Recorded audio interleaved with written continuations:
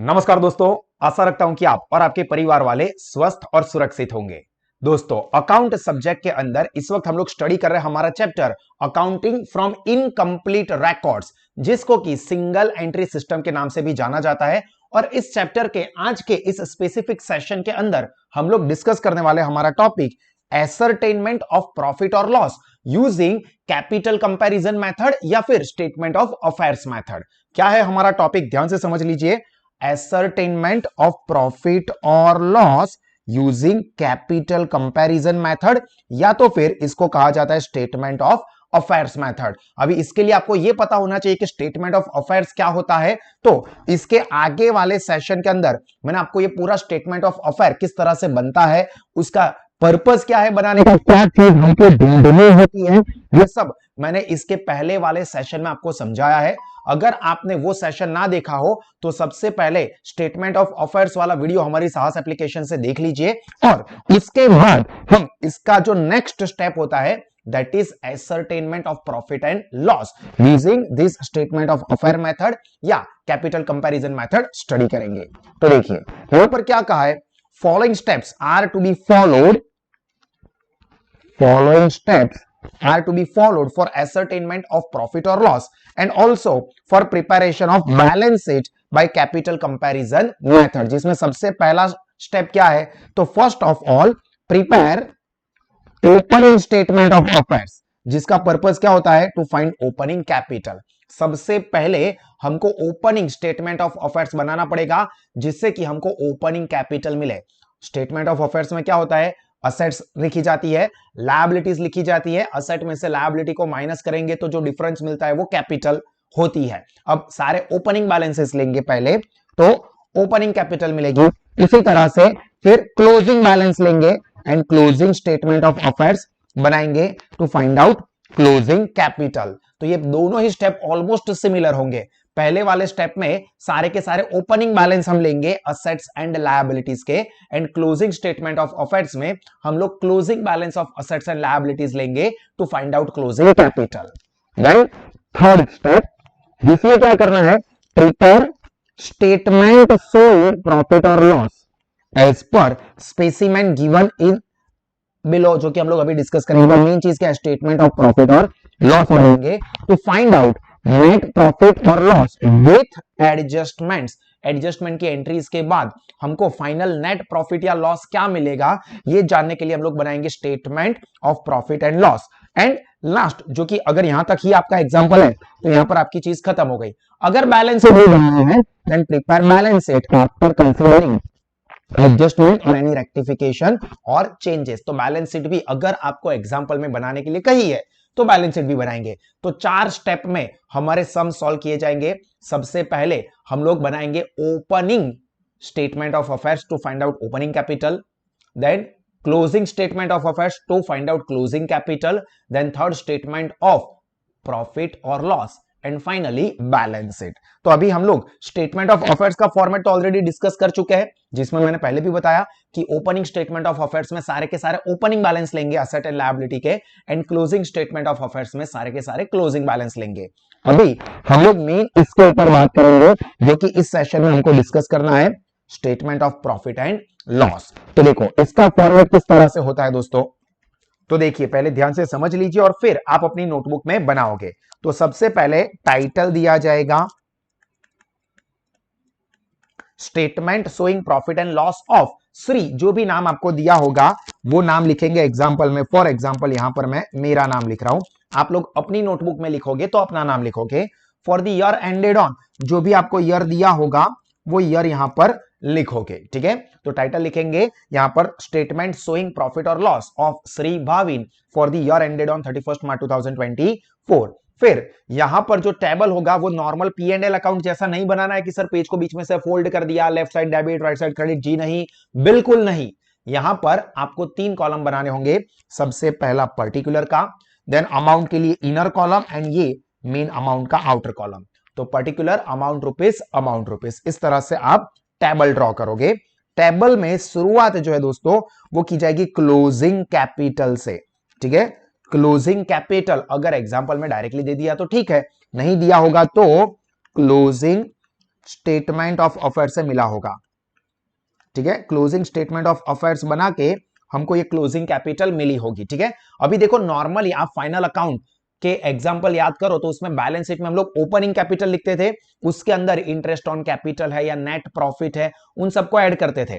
Drawing या interest on drawing या loss है तो माइनस करते थे, तो हमको क्लोजिंग कैपिटल मिलती थी। अभी यहां पर हम शुरुआत क्लोजिंग कैपिटल से कर रहे हैं, मतलब उल्टा जाना है। तो जो चीजें हम लोग फाइनल अकाउंट वाले में माइनस करते थे, यानी कि ड्राइंग है, इंटरेस्ट ऑन ड्राइंग है, लॉस है, उन सबको ऐड किया जाएगा। ठीक है, और जो प्रॉफिट की अमाउंट है जिसको हम ऐड करते थे उसको लेस करेंगे। तो देखो यहां पर ऐड क्या चीजें ऐड की है, अपोजिट देखो ड्राइंग वाली चीजें ऐड है। कैश विथड्रॉन मतलब ड्राइंग हो गया, गुड्स विथड्रॉन तो ये भी ड्राइंग हो गया, and personal expense paid from the business, तो ये सारी की सारी चीजें क्या हो गई दोस्तों, ड्राइंग की। तो क्लोजिंग कैपिटल में हमको ड्राइंग वाली सारी चीजें ऐड करनी है, कैश विथड्रॉन, गुड्स विथड्रॉन या पर्सनल एक्सपेंसेस। जबकि लेस क्या करेंगे, कैपिटल वाला, तो यहां पर लेस करेंगे, लेस में रेड पेन से लिखता हूं, ओपनिंग कैपिटल जो कि एग्जांपल में डायरेक्टली नहीं दी है, तो ओपनिंग स्टेटमेंट ऑफ अफेयर्स बना के हम लोग ये ओपनिंग कैपिटल ढूंढ सकते हैं। तो ओपनिंग कैपिटल माइनस करेंगे, एडिशनल कैपिटल वो भी माइनस होगी, तो ये दो चीजें माइनस करके अपने को जो आंसर मिलेगा उसको हम लोग बोलेंगे प्रॉफिट बिफोर एडजस्टमेंट्स। अब एग्जाम्पल में आपको एडजस्टमेंट दिए हो तो याद रखने के कि यहां पर एडजस्टमेंट में कौन कौन सी चीजें लेस होगी, तो less depreciation on asset, interest on capital, interest on loan, bed date या बेड डेट रिजर्व या डिस्काउंट रिजर्व, यानी कि बिजनेस के एक्सपेंसेस, बिजनेस के जो एक्सपेंस होते थे जो कि आप लोग पी एंड एल अकाउंट में डेबिट साइड पर ही नॉर्मली लिखते थे, उन सबको माइनस करेंगे, और जो इनकम है यहां पर वो ऐड होगा, लाइक इंटरेस्ट ऑन ड्राइंग जो कि बिजनेस के लिए इनकम होती है। याद करो पी एंड एल अकाउंट में क्रेडिट साइड पर लिखा जाता है। तो हमको जो फाइनल आंसर मिलेगा इसको हम लोग बोलेंगे नेट प्रॉफिट या नेट लॉस, जो कि अपना मेन आंसर है। तो फिर से एक बार क्विकली पूरा फॉर्मेट याद करवा देता हूं। सबसे पहले टाइटल लिखेंगे कि statement of profit and loss of Shri Bhavin for the year ended on 31 मार्च 2024, 25, 26 जो भी ईयर है वो, पर्टिकुलर अमाउंट रुपीस स्टार्ट होगा क्लोजिंग कैपिटल से, उसके अंदर ड्राइंग वाली चीजों को ऐड करेंगे, यानी कि कैश विड्रॉन, गुड्स विड्रॉन या पर्सनल एक्सपेंसेस, उसमें से लेस करेंगे कैपिटल वाला यानी कि opening capital and additional capital.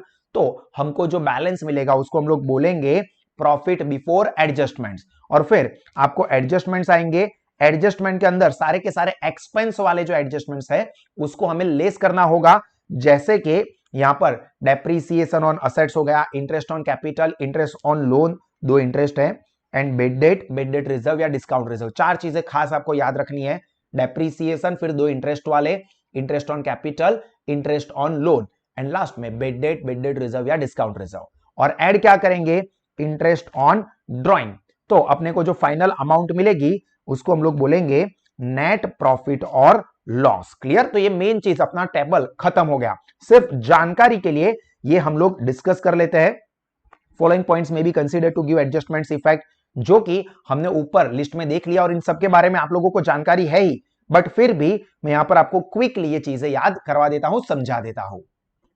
पर यहां पर इस पॉइंट के बारे में मैं आपको बेसिक इंफॉर्मेशन दूं उससे पहले बता दूं कि आप या आपके कोई भी फ्रेंड्स कॉमर्स स्ट्रीम में, 12th कॉमर्स में या आगे कॉलेज स्टडी सीए या सीएस में एक्सीलेंट करियर बनाना चाहते हैं तो सास इंस्टीट्यूट आपको अलग अलग स्टडी ऑप्शंस ऑफर करता है, जिसमें offline smart classroom study program है जिसमें आप हमारे स्मार्ट क्लासेस में आके हमारे एक्सपर्ट फैकल्टीज के साथ पढ़ाई कर सकते हैं। दूसरा है ऑनलाइन लाइव वर्चुअल क्लासेस, जिसमें आप कहीं से भी हमारे क्लासेस में जो टीचर्स लेक्चर ले रहे उसको लाइव अटेंड कर सकते हो और आपको ऐसा ही लगेगा जैसे आप हमारे डिजिटल क्लासरूम में प्रेजेंट हो। और तीसरा और स्टूडेंट्स का फेवरेट सास स्मार्ट स्टडीज एप्लीकेशन। तीनों ही ऑप्शन में बेस्ट क्वालिटी का एजुकेशन लोवेस्ट फीस पर प्रोवाइड किया जाता है। चलिए, तो जो एक एक करके चीजें हमने यहां पर देखी एडजस्टमेंट की, उसके बारे में जान लेते हैं। तो डेप्रीसिएशन ऑन असेट जानते तो हो ही, बट यहां पर ट्रीटमेंट में क्या ध्यान रखना है कि जो depreciation on opening balance of assets होगा वो पूरे साल का होगा, फॉर होल ईयर। जबकि कोई असेट ऐसी है जो कि ड्यूरिंग द ईयर परचेस की है, तो ऑब्वियसली ईयर में जिस डेट से परचेस की है वहां से क्लोजिंग डेट जो है 31 मार्च, वहां तक के ड्यूरेशन का ही डेप्रीसिएशन होगा। यहां पर मतलब date of purchase to closing date of financial statement. वहीं पे अगर कोई असेट को सेल किया है ड्यूरिंग द ईयर, तो यहां पर डेप्रिसिएशन कितने टाइम का होगा, तो opening date to date of sale, मतलब फाइनेंशियल ईयर की बिगिनिंग से असेट को जब तक नहीं बेचा है, मतलब जिस डेट पर बेच दिया है वहां तक वो असेट बिजनेस में थी, तो उसके ऊपर डेप्रिसिएशन उतने ड्यूरेशन का चार्ज होता है। ठीक है, तो ये चीज आपकी जानकारी में रखोगे। देन इंटरेस्ट ऑन कैपिटल, तो interest on opening capital is calculated for whole year, while on additional capital जितना भी ड्यूरेशन होगा उसी के हिसाब से डेप्रिसिएशन लगेगा। और वो कितना होगा, मतलब कौन सा ड्यूरेशन होगा, तो डेट ऑफ एडिशनल कैपिटल, जिस डेट पर लाए वहां से लेके क्लोजिंग डेट तक, मतलब फाइनेंशियल ईयर एंड होता है वहां तक के ड्यूरेशन का ये इंटरेस्ट कैलकुलेट होगा। सिमिलरली दोस्तों next point is interest on loan. तो interest on loan is calculated on the basis of duration of the use of loan, मतलब असेट बिजनेस में कितने ड्यूरेशन के लिए ली हुई है, पूरे साल होगी तो पूरे साल का इंटरेस्ट, और 6 महीने 8 महीने 4 महीने ऐसा होगा तो उसके हिसाब से। इंटरेस्ट ऑन पार्टनर्स लोन, हालांकि आपकी सिर्फ नॉलेज के लिए, as per the information given, और इट इज कैलकुलेटेड एट 6%।